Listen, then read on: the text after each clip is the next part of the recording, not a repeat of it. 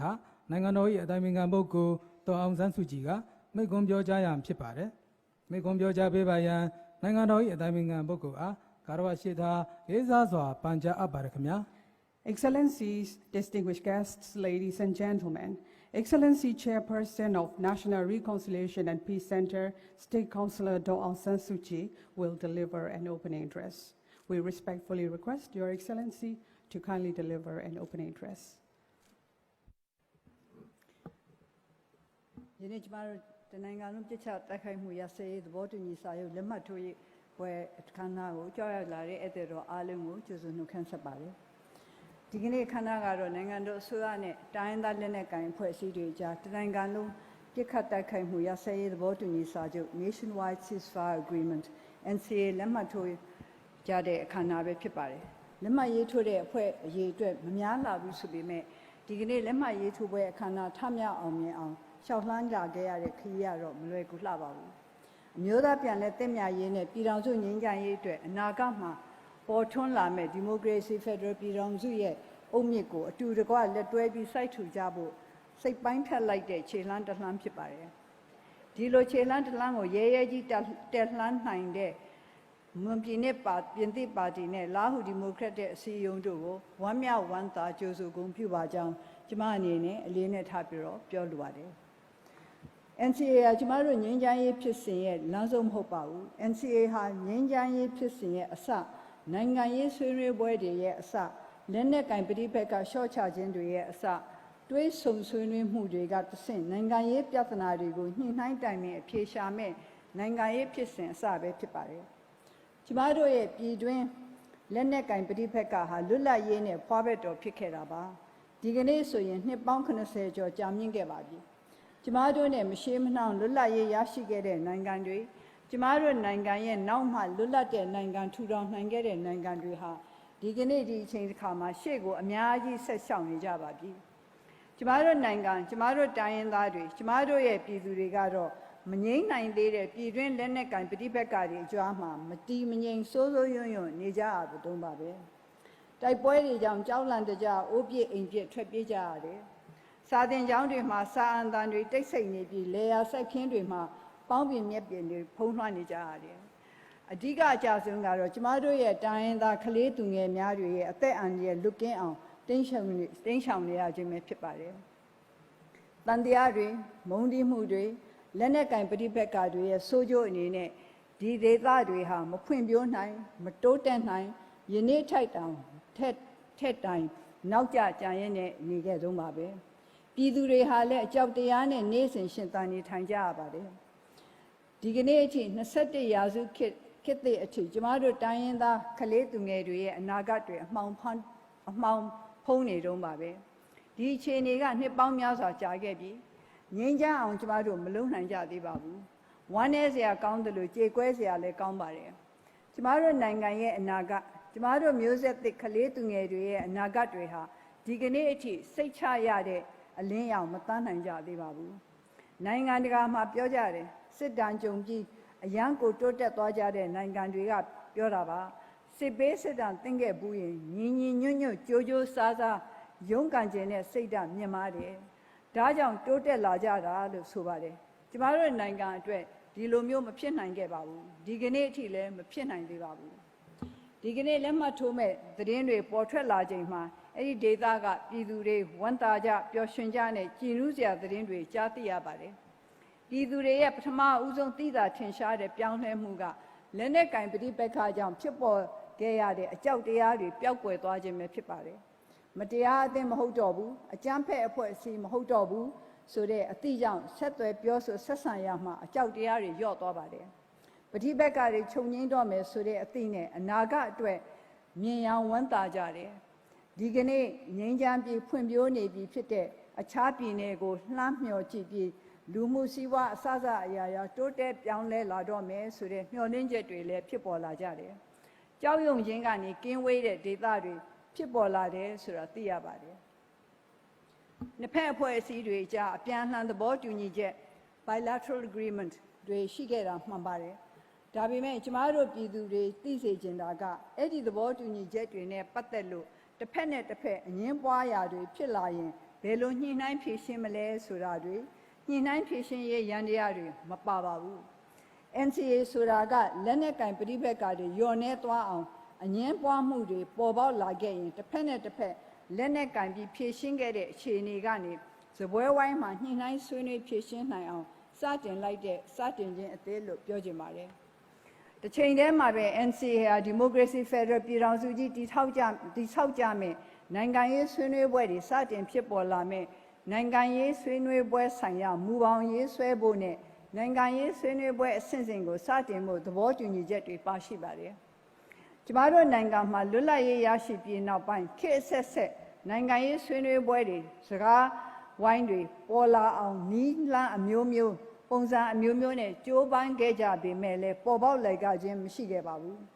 ပြည်တွင်းလက်နက်ကင်ပဋိပက္ခတွေရဲ့ရေတောက်မြစ်ဟာနိုင်ငံရေးပြဿနာတွေကိုနိုင်ငံရေးနည်းနဲ့မဖြေရှင်းနိုင်ခဲ့ကြလို့ဆိုတာအားလုံးကလက်ခံထားကြပါတယ်ပြီးခဲ့တဲ့သမ္မတကြီးဦးသိန်းစိန်လက်ထက်မှာဒီငြိမ်းချမ်းရေးလုပ်ငန်းစဉ်တွေဖြစ်ထွန်းပေါ်ပေါက်လာအောင်အားကျိုးမှန်တက်လှုပ်ဆောင်ခဲ့ပြီးတော့ NCA ဆိုတာပေါ်ပေါက်လာခဲ့ပါတယ်အဲ့ဒီလိုကြိုးပမ်းခဲ့တဲ့အတွက်လဲနိုင်ငံနဲ့ပြည်သူတွေကိုစားကျေးဇူးတင်ကြောင်းဒီကနေ့ဒီနေရာနေကျမထပ်လောင်းပြီးတော့ပြောကြားလိုပါတယ်ဒီကနေ့ကျမတို့အစိုးရလက်ထက်မှာနိုင်ငံရေးဆွေးနွေးပွဲတွေစတင်နိုင်ခဲ့ရုံသာမကပြည်ထောင်စုသဘောတူညီချက်ရဲ့အစိတ်အပိုင်းအဖြစ်နိုင်ငံရေးသဘောတူညီချက်39ချက်ကိုပြီးခဲ့တဲ့ပြည်ထောင်စုငြိမ်းချမ်းရေးညီလာခံ21ပင်လုံဒုတိယအစည်းအဝေးမှာသဘောတူလက်မှတ်ရေးထိုးနိုင်ပါတယ်။သမိုင်းတစ်လျှောက်ပြန်ကြည့်ရင်ဒါဟာပထမဦးဆုံးစတင်နိုင်ခဲ့တဲ့နိုင်ငံရေးဆွေးနွေးပွဲဖြစ်တယ်လို့ဘယ်လိုဆွေးနွေးကြမယ်ဆိုတဲ့မူပေါင်းတွေစနစ်တကျရေးဆွဲပြီးမှနိုင်ငံရေးသဘောတူညီချက်တွေရရှိလာအောင်ကြိုးပမ်းဆောင်ရွက်နိုင်ခဲ့တဲ့နိုင်ငံရေးအခင်းအကျင်းသစ်တရက်လည်းဖြစ်ပါတယ်ပထမဦးဆုံးအတွေ့အကြုံဖြစ်ပေမဲ့လည်းကျမတို့ရဲ့အစိုးရလွတ်တော်နဲ့တမတော်အစုအဖွဲ့တိုင်းရင်းသားလက်နက်ကိုင်အဖွဲ့အစည်းများအစုအဖွဲ့နိုင်ငံရေးပါတီများအစုအဖွဲ့နဲ့ပါဝင်သင့်ပါဝင်ထိုက်သူများအစုအဖွဲ့တွေအနေနဲ့ပြည်ထောင်စုငြိမ်းချမ်းရေးဆွေးနွေးမှုပူးတွဲကော်မတီမှာပဲဖြစ်ဖြစ်ကန္တာအလိုက်ဆွေးနွေးပွဲတွေလုပ်ငန်းကော်မတီဆွေးနွေးပွဲတွေနဲ့ညီလာခံဆွေးနွေးပွဲတွေမှာတကယ့်ကိုစိတ်ရောကိုယ်ပါနှိမ့်မြုပ်ပြီးပါဝင်ဆောင်ရွက်ခဲ့ကြတာဟာအားရစရာအထူးပဲကောင်းလာပါတယ်ဒီမိုကရေစီဖက်ဒရယ်ပြည်ထောင်စုကြီးတည်ဆောက်နိုင်မဲ့အခြေခံမူတွေကိုစိတ်အားထက်သန်စွာစဉ်းစားသုံးသပ်ဆွေးနွေးညှိနှိုင်းခဲ့ကြတာဟာသမိုင်းတစ်လျှောက်ပထမဦးဆုံးမှတ်တိုင်တွေဖြစ်လာခဲ့ပါပြီဒါပေမဲ့လည်းကျမတို့ရဲ့ငြိမ်းချမ်းရေးဖြစ်စဉ်မှာမပါဝင်သေးတဲ့အဖွဲ့အစည်းတွေစင်ဆက်မပြတ်ဆွေးနွေးညှိနှိုင်းရာမှာပါဝင်ခဲ့ပေမဲ့လည်းအကြောင်းအမျိုးမျိုးကြောင့်မပါဝင်နိုင်ခဲ့တဲ့အဖွဲ့အစည်းတွေကြန့်ရှိနေတုန်းပါပဲမြန်မာနိုင်ငံရဲ့မြောက်ပိုင်းဒေသမှာလက်နက်ကိုင်ပဋိပက္ခတွေကြိုကြားဖြစ်နေတုန်းပါပဲမြန်မာနိုင်ငံအောက်ပိုင်းမှာငြိမ်းချမ်းရေးအလင်းရောင်တွေထွန်းလင်းတောက်ပနေပေမဲ့လည်းတနိုင်ငံလုံးချုံလွှမ်းနိုင်အောင်မပေးနိုင်သေးပါဘူးကျမတို့အားလုံးကိုစီဆက်လက်ပြီးတော့ကြိုးပမ်းသွားရအောင်မှာဖြစ်ပါတယ်လွတ်လပ်ရေးရရှိပြီးကတည်းကကျမတို့နိုင်ငံမှာလက်နက်ကိုင်ပဋိပက္ခကြောင့်အင်အားပေါင်းများစွာဆုံးရှုံးခဲ့ရပါတယ်တိုင်းပြည်မငြိမ်းချမ်းတဲ့အခါမငြိမ်းချမ်းတဲ့အတွက်တည်ငြိမ်မှုကင်းမဲ့ပြီးဖွံ့ဖြိုးတိုးတက်မှုတွေအဖက်ဖက်ကနောက်ကျလို့အဆင်းရဲဆုံးနိုင်ငံစီးရင်တဲ့ကိုတောင်သက်ဆင်းကြရောက်ခဲ့ရပါတယ်နိုင်ငံလည်းနစ်နာလူထုလည်းနစ်နာပြည်ထောင်စုရဲ့အနာဂတ်လည်းနစ်နာခဲ့ရပါတယ်ဒီကနေ့ဒီအချိန်မှာကျမတို့နိုင်ငံမှာစိန်ခေါ်မှုတွေအခက်အခဲတွေအများကြီးရင်ဆိုင်နေရပါတယ်အားလုံးသိကြတဲ့အတိုင်းနိုင်ငံတကာအလယ်မှာကျမတို့နိုင်ငံဟာဖိအားပေါင်းများစွာဝေဖန်မှုပေါင်းများစွာနဲ့ရင်ဆိုင်နေရသလိုပြည်တွင်းမှာလည်းသဘောထားကွဲလွဲမှုတွေနဲ့အငင်းပွားမှုတွေဟာဖြစ်နေတုန်းပါပဲမတူကွဲပြားမှုတွေကိုပေါင်းစည်းပြီးအင်အားဖြင့်မပြောင်းလဲနိုင်ခဲ့ခြင်းရဲ့ဆိုးကျိုးတွေပါပဲစက္ကန့်နဲ့အမျှပြောင်းလဲနေတဲ့လောကကြီးနဲ့ယနေ့ကမ္ဘာကြီးကကျမတို့နိုင်ငံကိုစောင့်ဆိုင်နေမှာမဟုတ်ပါဘူးကျမတို့ရဲ့မျိုးဆက်သစ်တွေကြီးပြင်းလာတဲ့အချိန်မှာလက်နက်ကင်ပဋိပက္ခတွေနဲ့ထူးမခြားနာနိုင်ငံတော်မျိုးကိုကျမတို့ထားရခဲ့မှာလားစီးလုံးညီညွတ်ခိုင်မတောင့်တင်းပြီးအများသူငါကလေးစားရတဲ့နိုင်ငံတော်ကိုကျမတို့ထားရခဲ့မှာလားအလေးနဲ့ထားစဉ်းစားကြဖို့ကျမအနေနဲ့ဒီကနေ့ဒီနေရာကနေပြီးတော့တိုက်တွန်းပြောကြားလိုပါတယ်နောက်ထပ်ပဲအချိန်အထိကျမတို့ပြည်သူတွေစောင့်ဆိုင်နေကြအောင်မှလဲဘယ်အချိန်အထိကျမတို့နိုင်ငံရဲ့လက်နက်ကင်ပဋိပက္ခတွေကြီးစိုးနေအောင်မှလဲနောက်ထပ်ပဲအချိန်အထိမငြိမ်ညွတ်တဲ့နိုင်ငံသဘာဝနဲ့နေကြအောင်မှလဲ အဲ့ဒီလက်နဲ့ကင်ပဋိပက္ခတွေကိုစတင်ခဲ့ကြတဲ့သူတွေကတော့ဒီကနေ့ဒီအချိန်မှာဒီလောကကြီးမှာမရှိကြတော့ပါဘူးအမွေဆိုးအဖြစ်ထားရခဲ့တဲ့ဒီပဋိပက္ခတွေကိုဆက်လက်တည်ဆောင်ပြီးကျမတို့လက်ထက်မှာလဲစစ်မီးမငိမ့်မြက်ခင်းမစိမ့်နိုင်သေးတဲ့ပဲရန်ငွေတွေဝင်နေဦးမှာလားဆက်ပြီးတော့လဲရန်ငွေတွေဝင်နေစေခြင်းသေးလားဆိုတာကိုကိုမေးကြရမှာဖြစ်ပါတယ်ကျမတို့ရဲ့နိုင်ငံထူထောင်ခဲ့တဲ့လွတ်လပ်ရေးဖခင်ကြီးတွေမျှော်မှန်းခဲ့ကြတဲ့တရားမျှတခြင်းလွတ်လပ်ခြင်းတွေနဲ့အခွင့်အရေးသာတူညီမျှရှိတဲ့ဝါဒရေးရာဖြူစင်တဲ့ပြည်ထောင်စုကြီးတည်ထောင်နိုင်ဖို့အားလုံးသဘောတူလက်ခံနိုင်တဲ့ Federal စနစ်ကိုကျမတို့အားလုံးလက်တွဲပူးပေါင်းကြိုးပမ်းကြဖို့အချိန်တန်နေပါပြီ။တိုင်းပြည်နာလှပြီဖြစ်တယ်လို့ကျမတို့ပြည်သူတွေလည်းမျှော်လင့်ချက်တွေမှင်းမှိန်နေခဲ့တာနှစ်ပေါင်း80ကျော်လွန်ခဲ့ပါပြီ။ဒါကြောင့်အမျိုးသားညီညွတ်ရေးရဲ့အစအနိဒန်းဖြစ်တဲ့ NCA ကိုမျက်မှောက်ပြုကြဖို့ကျမအနေနဲ့လေးနက်တိုက်တွန်းပြောကြားလိုပါတယ်။အတိတ်ကတန်တရားတွေအာဃာတတွေပြစ္ဆုတ်ပံအပေါ်အရေးထိုးတတ်ကြပါတယ်။ဒါဟာလူသဘာဝအရာဖြစ်တတ်ပါတယ်။ဒါပေမဲ့ကျမတို့အားလုံးပြီးခဲ့တဲ့အတိတ်ကိုသင်ခန်းစာယူပြီးတိုင်းပြည်ရဲ့အနာဂတ်အတွက်ကျမတို့ပြည်သူတွေရဲ့အနာဂတ်အတွက်ရှေ့ကိုခြေလှမ်းတစ်လှမ်းရဲကြီးလှမ်းလိုက်ဖို့ပြောချင်ပါတယ်။လက်နဲ့တွေခဏဘေးဖယ်ပြီးတွေးဆုံဆွေးနွေးရေးစပွဲဝိုင်းတွေမှာမိသားစုချင်းချင်းပွင့်လင်းလင်းဆွေးနွေးကြည့်ကြဖို့ဖက်ဒရယ်ပြည်ထောင်စုတည်ထောင်ရေးအတွက်စတင်မူတစ်ခုကိုအစပြုပေးကြဖို့ပြောကြားလိုပါတယ်။ကျမတို့မျိုးသားဒီမိုကရေစီအဖွဲ့ချုပ်အနေနဲ့အားလုံးသဘောတူလက်ခံနိုင်တဲ့ဒီမိုကရေစီဖက်ဒရယ်ပြည်ထောင်စုကြီးပေါ်ထွန်းရေးအတွက်ဥတီကြိုးပမ်းနေတဲ့21ရာစုနှစ်ပင်လုံညီလာခံလမ်းကြောင်းကိုမမှိတ်မတုံဆက်လက်လျှောက်လွှမ်းဖို့တန်တိတ်ချထားပြီးဖြစ်ပါတယ်။ဘယ်လိုအခက်အခဲမျိုးဘယ်လိုစိန်ခေါ်မှုမျိုးကြုံတွေ့ရပါစေဖက်ဒရယ်ပန်းတိုင်အပြောက်မခံပဲခြေလှမ်းမှန်နဲ့ရှေ့ကိုဆက်ပြီးလျှောက်လှမ်းသွားမှာဖြစ်ကြောင်းအလေးနဲ့ပြောလိုပါတယ်။ NCA လက်မှတ်ရေးထိုးခြင်းနှစ်ပတ်လည်အခမ်းအနားမှာဒီမှာပြောခဲ့ပါတယ်။နောက်ထပ်လာမယ့်ညီလာခံအစည်းအဝေး3ကြိမ်မှာဖက်ဒရယ်ဆိုင်ရာအခြေခံမူတွေချမှတ်နိုင်အောင်ဖက်ဒရယ်အုပ်မြစ်ကိုခိုင်မာစိုက်ထူနိုင်အောင်ကြိုးပမ်းဆောင်ရွက်သွားမှာဖြစ်တဲ့အတွက်ကျမတို့ကိုယုံကြည်နဲ့လက်တွဲပူးပေါင်းပေးကြဖို့ထပ်လောင်းပြောဆိုလိုပါတယ်။ဒါပေမဲ့ကျမတို့ရဲ့အမျိုးသားပြန်လည်သင့်မြတ်ရေးပန်းတိုင်ဖက်ဒရယ်ခီးကတော့ချောမွေ့သာရနဲ့ဖြတ်တန်းရမှာတော့မဟုတ်ပါဘူး။ငြိမ်းချမ်းရေးခီးဟာတာဝေးခီးဖြစ်တဲ့အတွက်စိတ်ဓာတ်နဲ့ယုံကြည်မှုကအရင်ခံဖြစ်ပါတယ်။အခုထိလဲနှိမ့်လိုက်ညှင်းလိုက်ရှောက်လိုက်ရက်လိုက်နဲ့အကွေ့အကောက်တွေကလည်းများလာပါတယ်။ဒါပေမဲ့ကျမတို့စိတ်မပြတ်ပါဘူး။ကျမတို့လက်လျှော့မှာမဟုတ်ပါဘူး။ဆက်ပြီးရှောက်မယ်ဆက်လက်ပြီးကြိုးပမ်းသွားမယ်။ကျမတို့ရဲ့မျိုးဆက်သစ်တွေကျမတို့ရဲ့တိုင်းရင်းသားပြည်သူတွေအတွက်အောက်ကျနောက်ကျဖြစ်နေရတဲ့ကျမတို့ရဲ့နိုင်ငံတော်အတွက်ပြန်လည်သင့်မြတ်ရေးလမ်းကိုမမှိတ်မတုံဆက်လျှောက်သွားမှာပါပဲ။မလွယ်ကူဘူးခက်ခဲမယ်စိန်ခေါ်မှုတွေများမယ်ဆိုတာကျမတို့အစကတည်းကသိခဲ့ပါတယ်။လွယ်ကူတဲ့ဆိုရင်ကျမတို့နိုင်ငံငြိမ်းချမ်းရေးရနေတာကြာလှပြီပေါ့။ကျမတို့ရဲ့သမိုင်းကြောင်းကပြောပြတယ်။တိုင်းရင်းသားတွေကပြောကြတယ်။လူတိုင်းကပြောကြတယ်။လေးလာသုံးသပ်သူပညာရှင်တွေကပြောကြတယ်။ကျမတို့နိုင်ငံကျမတို့ပြည်သူတွေအားလုံးသဘောတူလက်ခံကြတဲ့ဖက်ဒရယ်စနစ်ကိုထူထောင်တည်ဆောက်နိုင်မှငြိမ်းချမ်းနိုင်မယ်ဆိုတာကိုအားလုံးသိကြတဲ့အတိုင်းဒီကနေ့ဒီအချိန်မှာဖက်ဒရယ်ဆိုတာသမိုင်းရဲ့လိုအပ်ချက်တရားပြည်ထောင်စုရဲ့ထွက်ရလမ်းတရားဖြစ်လို့ကိုရောက်ရှိနေခဲ့ပါပြီ။ဒါဆိုဘယ်လိုဖက်ဒရယ်မျိုးလဲလို့မေးကြပါလိမ့်မယ်။ကျမတို့နိုင်ငံကျမတို့ပြည်သူတွေအတွက်ရေရှည်တည်တံ့ခိုင်မြဲမဲ့ညီညွတ်တဲ့ပြည်ထောင်စုကြီးကိုတည်ဆောက်ထိန်းသိမ်းပေးနိုင်မဲ့ဖက်ဒရယ်မျိုးပဲဖြစ်ရပါမယ်။ယနေ့ကမ္ဘာမှာနိုင်ငံအားလုံးအတွက်အောင်ဝင်ခွင့်ကြဖြစ်စေမဲ့တစ်ခုသီးသောဖက်ဒရယ်စနစ်ဆိုတာမရှိပါဘူး။သူ့နိုင်ငံသူ့သမိုင်းသူ့လူအဖွဲ့အစည်းပေါ်မူတည်ပြီးလိုက်လျောညီထွေပြုပြင်တည်ဆောက်ကြရတာပဲဖြစ်ပါတယ်။ကျမတို့အားလုံးဝိုင်းဝန်းဆွေးနွေးညှိနှိုင်းပြီးအနာဂတ်ပြည်ထောင်စုရဲ့ဖက်ဒရယ်ဒီဇိုင်းကိုဆွဲကြရမှာပါ။ကျမတို့နိုင်ငံသားတွေညီညွတ်ဖို့လိုတယ်။ညီညွတ်တဲ့ပြည်ထောင်စုတွေကသာဖက်ဒရယ်ကိုခိုင်မာရေရှည်ကျင့်သုံးထိန်းသိမ်းနိုင်တာဖြစ်ပါတယ်။ညီညွတ်ရေးကိုတည်ဆောက်နိုင်ဖို့အတွက်နားလည်မှုနဲ့ယုံကြည်မှုတွေကိုဥစွာတည်ဆောက်ကြရမှာဖြစ်ပါတယ်။ဒါကြောင့်လည်းကြန့်ရှိနေသေးတဲ့အဖွဲ့အစည်းတွေကိုကျမတို့ရဲ့နိုင်ငံရေးဆွေးနွေးပွဲစပွဲဝိုင်းတွေကိုလာရောက်ကြဖို့ည ညှိနှိုင်းနေဖိတ်ခေါ်နေတာဖြစ်ပါတယ် NCA လက်မှတ်ရေးထိုးတဲ့အဖွဲ့အသစ်တွေတိုးတက်လာပြီးတဲ့နောက်မှာလဲကျမတို့ရဲ့ရှေ့လုပ်ငန်းစဉ်ကရှင်းပါတယ် NCA လက်မှတ်ရေးထိုးပြီးသားအဖွဲ့တွေနဲ့ပြစ်ခတ်တိုက်ခိုက်မှုရပ်စဲရေးလုပ်ငန်းစဉ်တွေခိုင်မာအောင်ဆက်ကြိုးပမ်းသွားမယ်နိုင်ငံရေးဆွေးနွေးပွဲတွေဆက်လုပ်မယ်ကျမတို့အချင်းချင်းအကြားသဘောထားကွဲလဲတာတွေဖြစ်ပေါ်လာရင်ပင်လုံစိတ်ဓာတ်နဲ့မျက်နှာချင်းဆိုင်ထိုင်ပြီးဆွေးနွေးညှိနှိုင်းအဖြေရှာကြပါမယ်လက်မှတ်မထိုးသေးရတဲ့အဖွဲ့တွေနဲ့လည်းလက်နက်ကင်ပဋိပက္ခတွေညှော်နှဲသွားအောင်တွဲဆုံဆွေးနွေးမှုတွေနဲ့အဖြေရှာပါမယ်ဒီအဖွဲ့တွေ NCA ထိအောက်ရောက်ရှိလာပြီးနိုင်ငံရေးဆွေးနွေးပွဲတွေမှာပါဝင်လာအောင်ကြိုးစားပါမယ်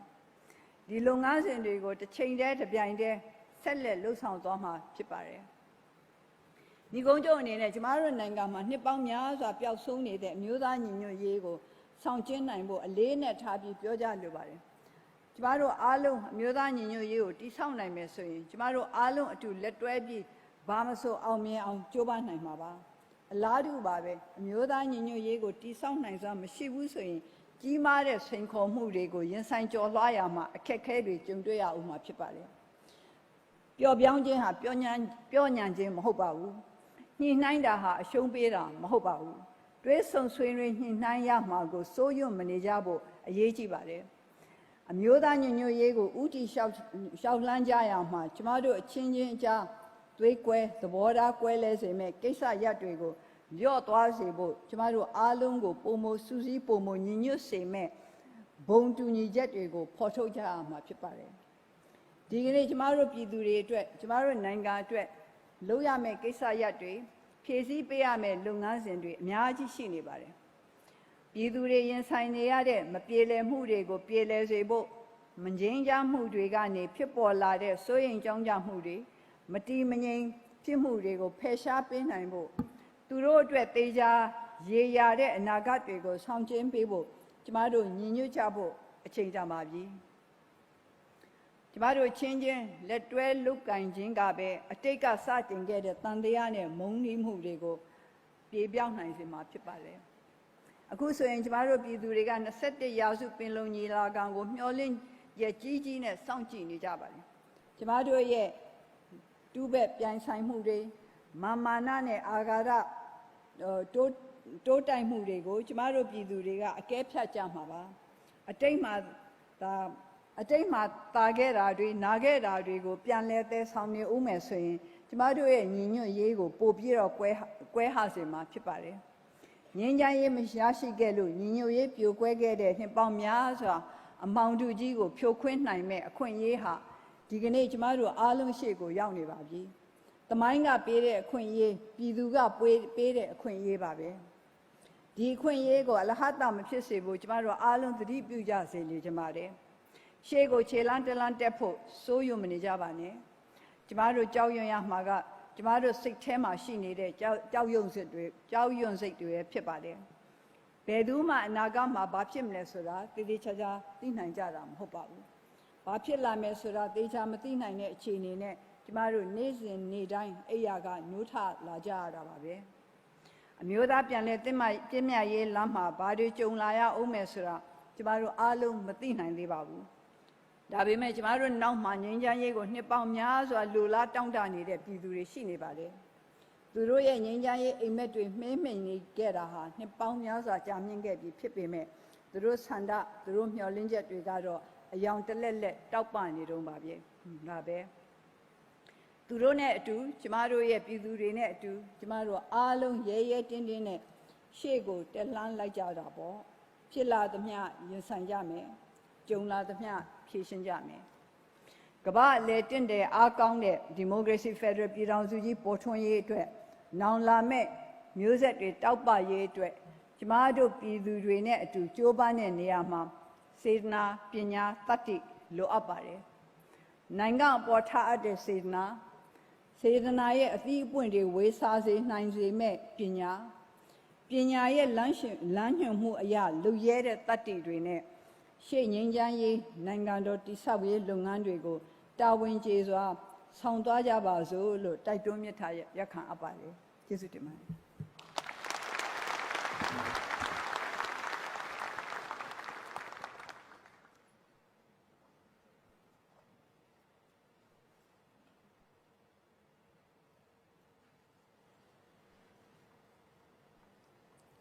မိကွန်ပြောကြားပေးပါတော့နိုင်ငံတော်၏အတိုင်ပင်ခံပုဂ္ဂိုလ်အားအထူးကျေးဇူးတင်ရှိပါတယ်ခင်ဗျာ Thank you, Your Excellency State Councillor, for the opening address. စီစဉ်အရတမတော်ကာကွယ်ရေးဦးစီးချုပ်